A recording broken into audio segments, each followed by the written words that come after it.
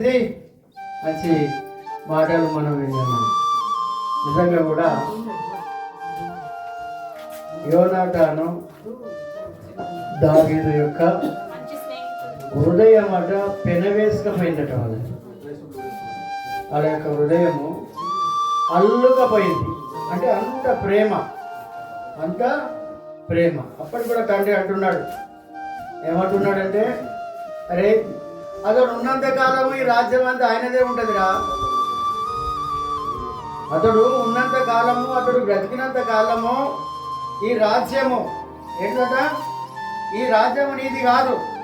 చూడండి 31 వచనంలో అంటున్నాడు, యెషై కుమారుడు భూమి మీద ఎంత కాలం అయితే బ్రతుకుతాడో నీకైనను నీ రాజ్యముకైనను స్థిరత్వం ఉండదు, నెమ్మది ఉండదు, శాంతి ఉండదు, సమాధానం ఉండదు.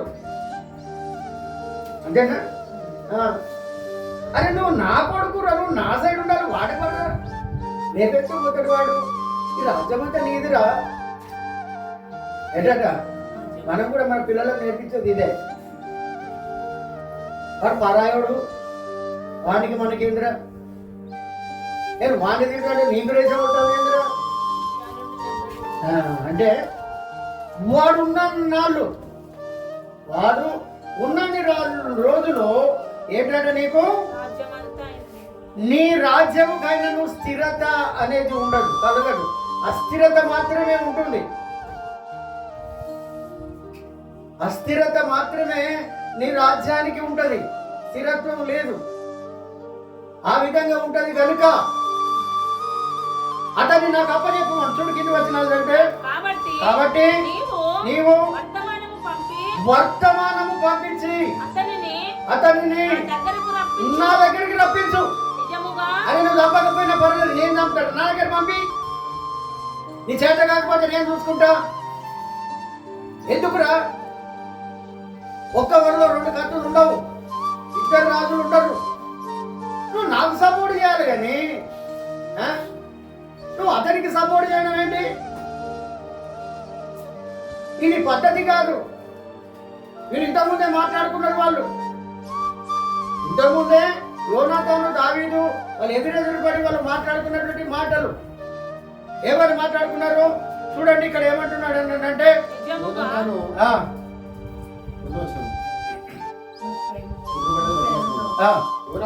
యోనాతాను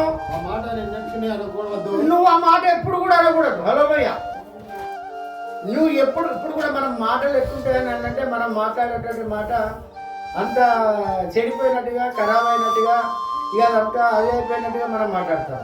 మన నోరు ఆశీర్వాదం వచ్చినలే మాట్లాడాలి. ఎవరో తను మంచి మాట మాట్లాడాడు అక్కడ, నీకు ఏం కాదు. హల్లెలూయా, నీకు ఏం కాదు. ఈ మాట మనకు వస్తుందా? రాదు. అందుకే ఇక్కడ అంటున్నాడు, ఏమంటున్నాడు చూడండి. ఇక్కడ ఒక మాటలు అంటున్నాడు, ఇంకొక మాట ఏమంటున్నాడు చూడండి. 3వ వచనం చదువుకుందాం. దావీదు నేను నీ దృష్టికి అనుకూలమైన సంగతి నీ తండ్రి తెలుసుకొని, నీ దృష్టికి నేను మంచోనని మీ తండ్రికి ఆల్రెడీ తెలిసిపోయింది. మన ఇద్దరం ఒకటి అని తెలిసిపోయింది. మన ఇద్దరము ఒకటన్న విషయము ఆల్రెడీ నీ తండ్రికి తెలిసిపోయింది. యోనాతానుకు చింత కలగకుండా, నీకు బాధ కలగద్దని, నీకు కష్టం కలగకూడదని. కొంతమంది బాధపడతారు, అంతేనే కదా. అయితే ఇట్లా తెలిసింది కాబట్టి వాళ్ళ కొడుకు కూడా చంపేద్దామని అనుకుంటున్నాడని దావీదు చెప్తున్నాడు. ఇక్కడ నీకు చింత కలగకూడదని ఇది అతనికి తెలుపని అనుకొనుచున్నాడు. హల్లెలూయా. ఈ విషయం యోనాతానుకు తెలియకుండా ఈ పని ఫినిష్ చేయాలనుకుంటున్నాడు, కథం చేయాలనుకుంటున్నాడు దావీదు. అప్పుడు దావీదు చదువు, జీవము తోడు, నీ జీవము తోడు నిజముగా నాకును మరణమునకును ఎట్లున్నదట. అడుగు, ఒక అడిగేస్తే కథం. ఏంటట? యెహోవా జీవం తోడు ఏంటట? చదువుతలేదా? ఏమన్నది? యెహోవా ఆ, నీ జీవం నీ జీవము తోడు. ఈ మాట ఎవరైనా పలికిండ్రు బైబిల్లో తెలుసా? ఈ మాట ఇంకొకరు పలికారు. ఈ మాట ఇంకొకరు పలికారు. ఎవరు పలికారు ఈ మాట? ఆ? రూతు పలికింది. హల్లెలూయా. ఈ మాట రూతు పలికింది. ఎప్పుడు కూడా ఇక్కడ ప్రమాణం నడుస్తూ ఉన్నది. ఇక్కడ యెహోవా జీవము తోడు, నీ జీవము తోడు, నిజముగా నాకును మరణమునకును అడుగు మాత్రం ఉన్నదని అతడు ప్రమాణము చేయగా లేదు. ఒక నిమిషం రేపు ఒక్క నిమిషం ఆగు. రేపు వచ్చేది అమావాస్య ఉన్నది. అమావాస్య రోజు మా నాన్న, నేను, నీవు ఒక దగ్గర ఒక్క టేబుల్ మీద మనం కూర్చొని భోజనం చేసేది ఉన్నది. అక్కడ మంచిగా చేయలేదో నాకు తెలియకుండా ఏది కూడా ఆయన చేయడు. మా డాడీ ఏది తెలియకుండా చేయడు. నాకు అన్నీ చెప్పేస్తాడు. దావీదు నువ్వు వర్రి కాకు, నువ్వు బాధపడకు అని చెప్పి అతనికి ఒక సలహా ఇస్తాడు. ఒకవేళ నిన్ను చంపాలని అనుకుంటే, ఆయన చంపాలని అనుకుంటే ఇప్పటిలాగా ఫోన్లు లేవు, అప్పుడు కమ్యూనికేషన్లు లేవు. ఎవరైనా చెప్పాలంటే ఎవరికైనా విషయం చెప్పితే ఆ విషయం ఎప్పుడు బయటపడుతుందో తెలియదు. అందుకే కొంతమంది మర్మాలు అనేది తెలియజేయరు. ఇంకా 3 రోజులకు అమావాస్య ఉన్నది. ఈ 3 దినాలలో ఏదో ఒక రోజు నాతోటి మా నాయన తప్పకుండా చెప్తాడు. అప్పుడు నీకు నాకు ఒకటే ప్రమాణం. నువ్వు అక్కడ ఆ తోటలో ఆ చేనులో నువ్వు అక్కడ ఉండు. ఏ సంగతి నేను చెప్తాను, దాగి ఉండు అక్కడ. నేను పనివానికి ఒక మాట చెప్తా. ఒకవేళ నిన్ను చంపాలని అనుకుంటే నేను బాణం వేస్తాను. చంపాలని అనుకున్నప్పుడు నేను ఒక బాణం వేస్తాను. బాణము అవతల ఉన్నదంటే నువ్వు అదే పారిపో. ఒకవేళ యువతల పడ్డదంటే నువ్వు క్షేమంగా ఉంటావు. సభలు కూడా మీకు ఒకవేళ ఇది భాష, బైబిల్ భాష అంతా చేసుకోండి. ఒకవేళ బాణము అవతల పడ్డది అని నేను చెప్పినప్పుడు ఇక నువ్వు అదే పారిపోవాలి. ఒకవేళ యూతుడికి వచ్చిందనంటే మాత్రం నీవు ఇటు రావద్దు, నీకు క్షేమత ఉంటుంది. ఇది నీకు నాకే తెలియాలి. యెహోవా నీకు నాకు సాక్షి. హల్లెలూయా. ఆ రకంగానే జరగాలి. వాళ్ళ దగ్గర భోజనం చేస్తూ ఉన్నాడు. ఒక రోజు అనుకున్నాడు 3 కలిసి కూర్చొని తినాలి అక్కడ. కానీ ఒక్కడు లేడు. ఎవరు లేరు అక్కడ? దావీదు లేడు. లేకపోతే అనుకుంటాడు కదా, పాపం ఆయనకి ఏమన్నా జబ్బు గిట్ల చేసిందో, లేకపోతే ఏమన్నా అపవిత్రత గిట్ల కలిగిందో ఏమో. మనుషులకు అపవిత్రత ఎప్పటికి కూడా కలుగుతూనే ఉంటుందండి. అపవిత్రత అంటే మనందరికీ కూడా తెలుసు కదా.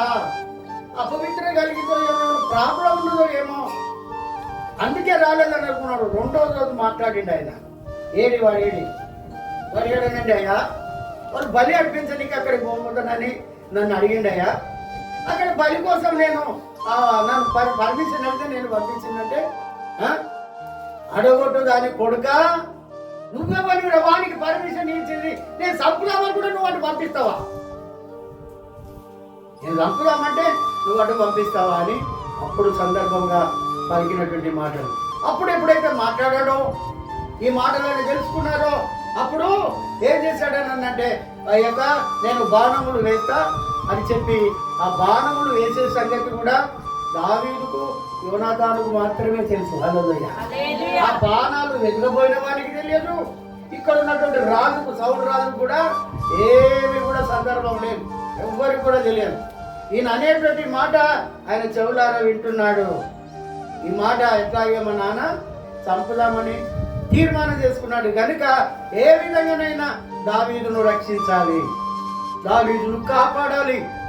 దావీదు నాకు ప్రియమైనటువంటి వాడు, ఆయన ప్రేమ కలిగినటువంటి వాడు. అందుకే ఈ దావీదు గారు చూడండి, ఒక మాట ఇదే 25 ఒక మాట మనం చూసుకుందాం. 17వ వచనం చూసుకుందాం. యోనాతాను దావీదును తన ప్రాణ స్నేహితుడిగా ప్రేమించను కనుక ఆ ప్రేమను బట్టి దావీదు చేత మరలా ప్రమాణం చేయించాడు. హల్లెలూయా. మరలా ప్రమాణం చేయించాడు, నా వలన నీకు ఎట్టి కీడు రాదు. ఏదో రకంగా నిన్ను కాపాడుతా, ఏదో రకంగా నిన్ను తప్పిస్తా. దావీదు ఏమంటున్నాడనంటే నీకు నాకు ఒక్కటే అడుగు తేడా ఉంది. ఎట్లాగూ చంపేకన్నా తీర్మానం చేసుకున్నాడు. రాజు తలుచుకుంటే దెబ్బలకు కొలవా అమ్మ, ఏ రకంగానైనా వేసేస్తాడు. కానీ వేసేయండి కథమే, అన్నీ వేసేయండి కథమే. కానీ అతడు బలశూరుడు, హల్లెలూయా. ఆయన బలవంతుడు.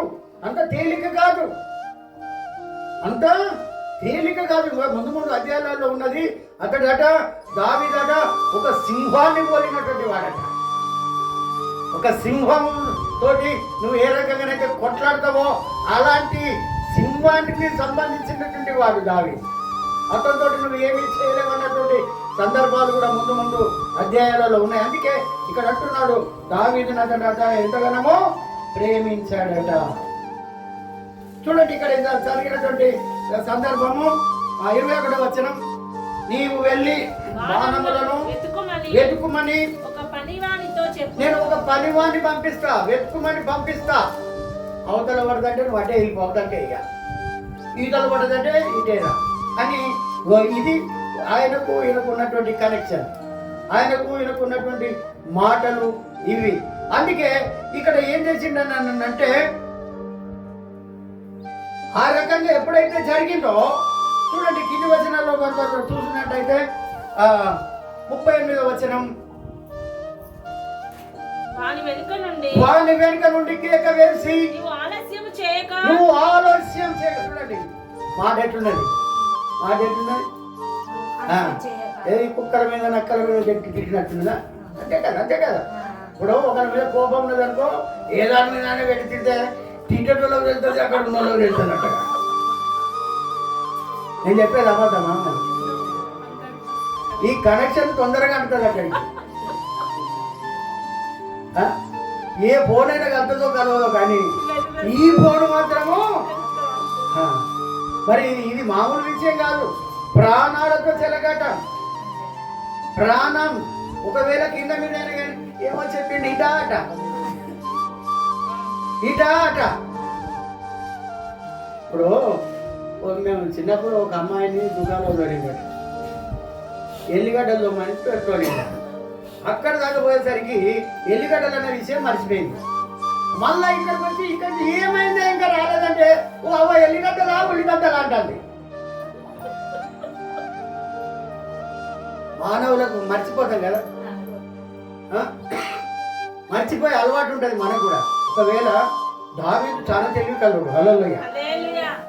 ఒకటే మాటలా అర్థం చేసుకుంటాడు. కొన్ని మాటలల్లా ఏమో 2 మాటలు చెప్పాడు, మరి అటా ఇటా ఇటా అట, అంతేనే కాదు.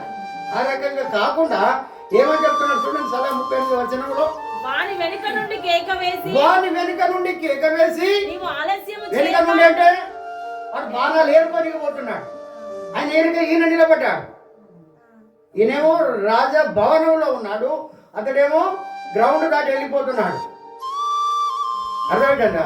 ఆ గ్రౌండ్ దాటి వెళ్ళిపోతా ఉంటే వాని వెనుక నుండి కేక వేసి దబ్బున రమ్మనెను యోనాతాను పనివాడు బాణములను కూర్చుకొని వాడిని తీసుకొని వచ్చాను. చూడండి 36వ వచనంలో చూసుకుందాం.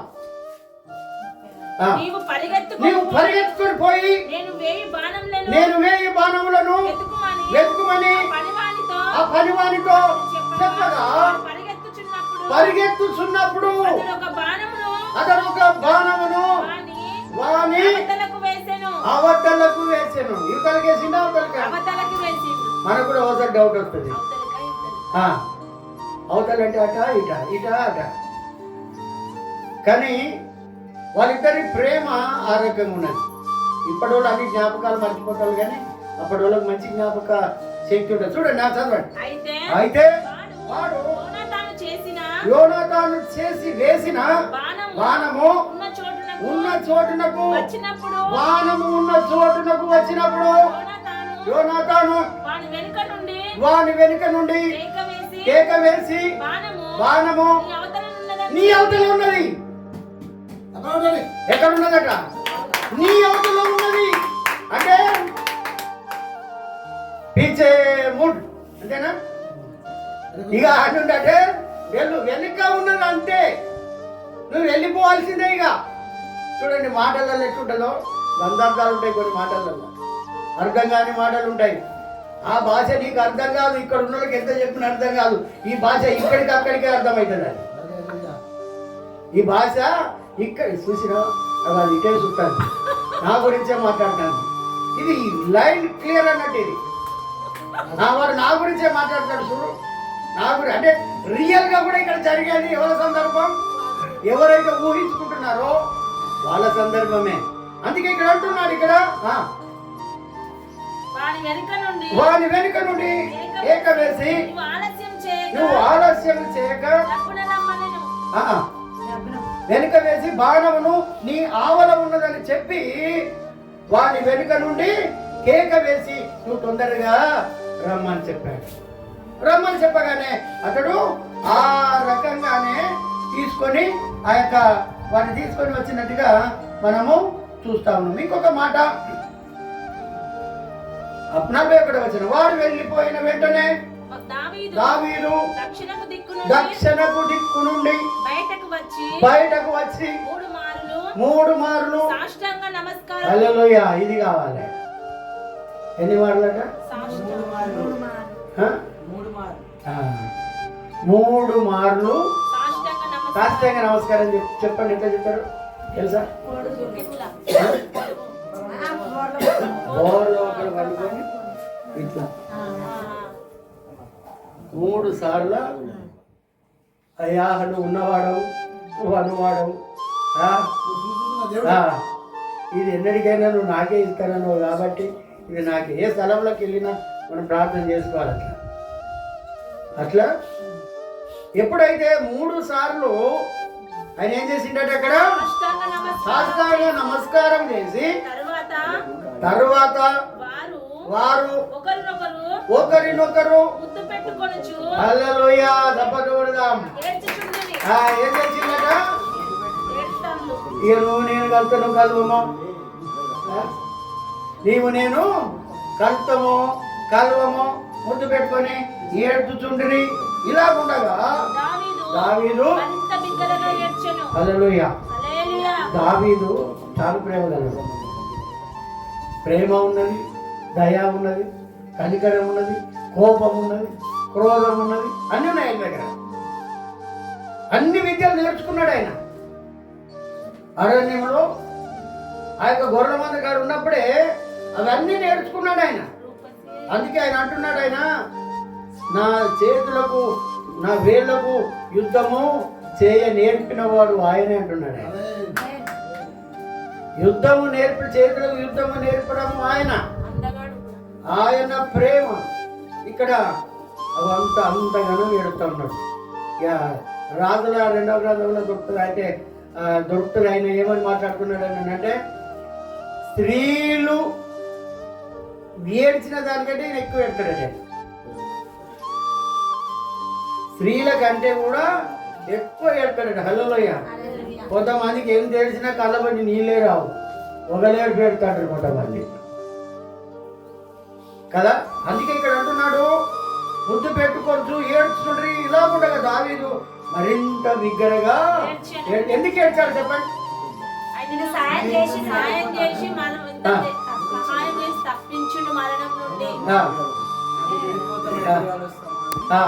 మళ్ళీ మనం కలుతాము కలువు. ఎందుకంటే నువ్వు రాజు పద్ధతి, నువ్వు రాజు కొడుకు అండి, నువ్వు రాజు సంతతికి సంబంధించినటువంటి వాడు. మళ్ళీ మీరు ఎప్పుడు ఒకటే తెలియదు కదా, ఎప్పుడు ఏ రకంగా అయ్యేది తెలియదు కదా. అనుకొని అతడు దగ్గరగా ఏడ్చున్నాడు. అంతటా యోనాతాను, యెహోవా నీకును నాకును మధ్యను నీ సంతతికి నా సంతతికి మధ్యను ఎన్నటెన్నటికి సాక్షిగా ఉండునుగాక. హల్లెలూయా. నీ సంతతికి నా సంతతికి ఎన్నడెన్నటికి ఎప్పుడో ఒక రోజు ఏదో ఒక రోజు కలుస్తాం పోన్నట్టుగా, నీ సంతానానికి నా సంతానానికి. ఇంక అప్పటికి దావీదు సంతానం కలవలే.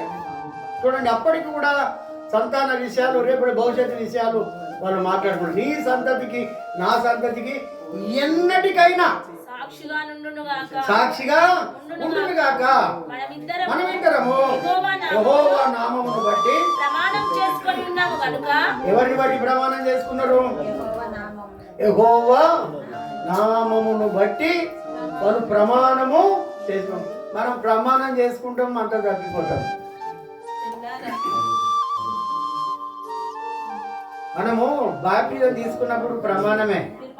అమ్మ ఇటు చూడండి, మనము బాప్టిజం తీసుకున్నప్పుడు ప్రమాణమే, పెళ్లి చేసుకున్నప్పుడు ప్రమాణం. అర్థమవుతుందా? ఆ ప్రమాణాన్ని మనం ఏం చేస్తామనంటే దాన్ని కొంత మాడిఫికేషన్ చేస్తున్నాం. ఎప్పుడు కూడా చేయకూడదు, ఎప్పుడు కూడా చేయకూడదు. అందుకే ఇక్కడ మాట్లాడుతున్నాడు, ఏమంటున్నాడు అన్నట్టే యెహోవా నామమును బట్టి మనం ప్రమాణం చేసుకొని ఉన్నాము కనుక నెమ్మది కలిగి పొమ్మని దావీదుతో చెప్పగా దావీదు లేచి వెళ్ళిపోయాను. యోనాతానును పట్టణమునకు తిరిగి వచ్చారు. ఇద్దరు అలాగే తీసుకున్నారు, ప్రమాణం చేసుకున్నారు, ఏడ్చారు, దుఃఖించారు. అదేనా? కానీ మరి అప్పటికి అయిపోయిందా?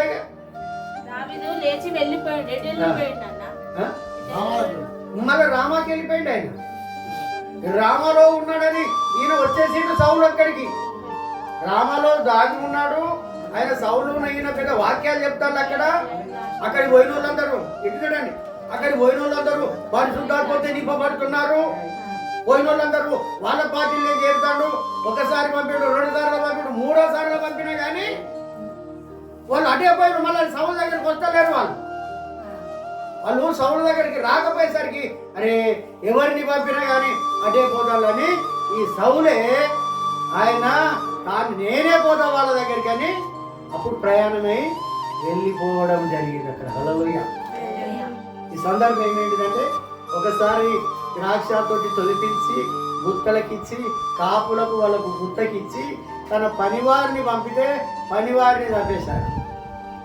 రెండోసారి ఇంకా కొంతమందిని చంపేశారు.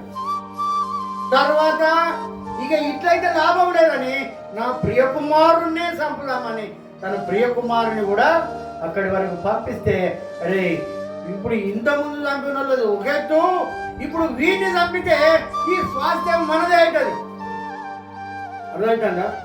ఎవరిని నమ్మిన ఫలితం లేదురా, యేసుని నమ్మిన మోక్షముందిరా. ఎవరికి ఎవరు ఈ లోకములో చివరికి యేసే పరలోకములో, చివరికి యేసే పరలోకములో. కొన్ని సార్లు మనం మనుషులను నమ్మం.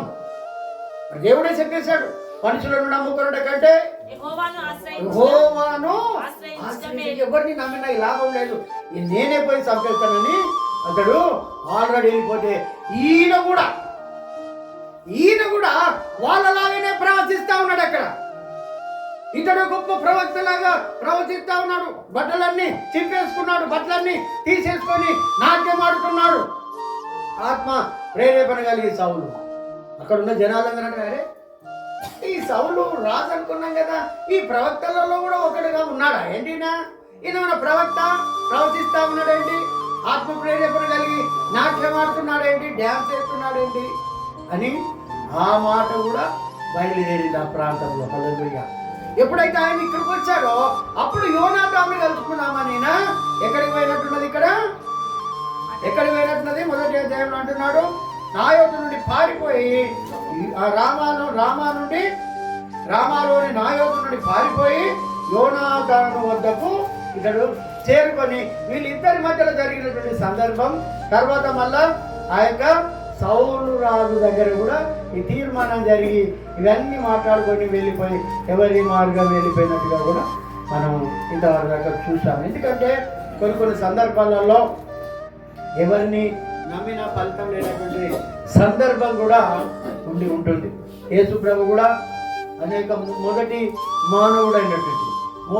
మానవుడైనటువంటి ఆదాము తన యొక్క స్వహస్తాలతో మట్టిని పిసికి జిగటమన్నును పిసికి ఆ యొక్క బొమ్మను తయారు చేసి నాసికారంధ్రములో జీవాయువును ఊదగా మానవుడు జీవాత్మ అయ్యాడు.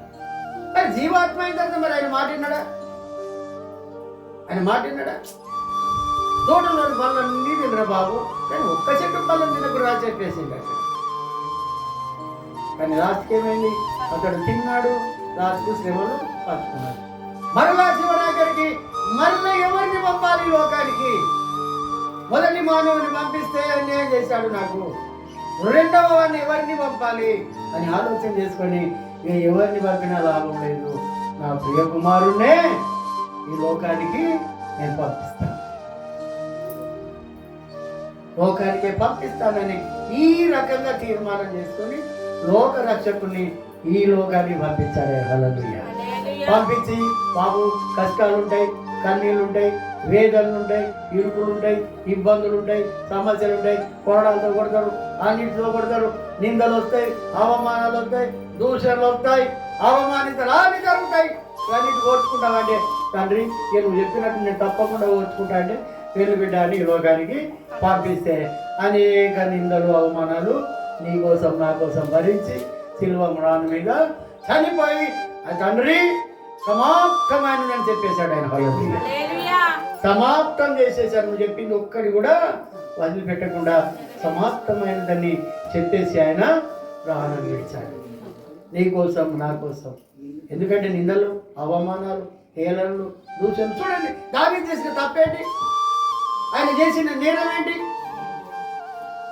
నీ గురించి ఆయన చెడుగా మాట్లాడా?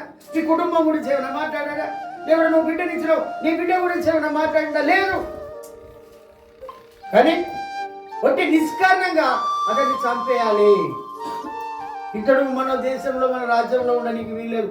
ఈ సీడ పురుగును తీసేస్తే ఇదంతా నా తర్వాత నా కొడుకే వస్తాదని ఆలోచన చేసి ఇన్ని కథలు అల్లాడు సౌలు. ఇన్ని కథలు. హల్లెలూయా. ఎవరికి రావాలండి? దేవుడు ఏమన్నాడు? దేవుడి ప్రణాళిక ఏంటిది? ఇతడే నేను ఏర్పాటు చేసుకున్నటువంటి వాడు. హల్లెలూయా. తప్పకుండా దేవుడు ఏర్పాటు చేసుకున్నాడండి, మానవుడు కాదు. మరి మొదటిగా ఆయన ఏర్పాటు చేసుకున్నాడు. ఆయన చేసిన నిర్వాహకం ఏంటి? ఆయనను కూడా ఏర్పాటు చేసుకున్నాడు కదా, అతన్ని కూడా అభిషేకించాడు కదా, ఇదే సమూయేలు అభిషేకించాడు కదా. మరి అతడు చేసింది ఏంటిది? కొంతమందికి దురాగతనం ఉంటుంది, చెడు అభిప్రాయం లోపల ఉంటుంది, అది బయటపడేంత వరకు ఎవరో తెలియదమ్మా. కొంతమందికి మంచిగానే ఉంటారు మనతోటి, కానీ లోపల విషం ఉంటుంది, విషయం కప్పుతా ఉంటారు. అందుకే అది ఏ నేరం చేయనటువంటి అతన్ని చంపుదాం చూద్దాం అనుకొని ఎన్నోసార్లు ప్రయత్నం చేసినా కానీ, అందుకే బైబిల్ గ్రంథంలో ఏమున్నదంటే యెహోవా అతనికి తోడుగా ఉన్నాడు కనుక అతన్ని ఏమీ చేయలేకపోయాడు. ఆ దావీదు వెళ్ళిన తోటల్లో తోడుగా ఉన్నాడు. అప్పుడు దేవుడు అతన్ని సురక్షితంగా ఉన్నాడు.